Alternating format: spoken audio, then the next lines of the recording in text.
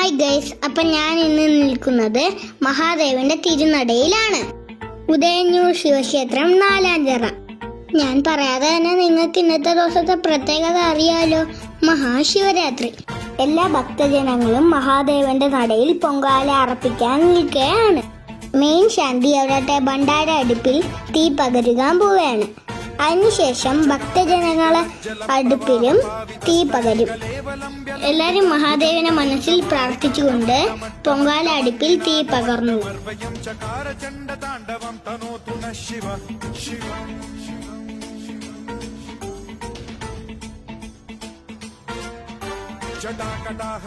അങ്ങനെ ഇന്നത്തെ എന്റെ ദിവസം മഹാദേവനൊപ്പം ആയിരുന്നു.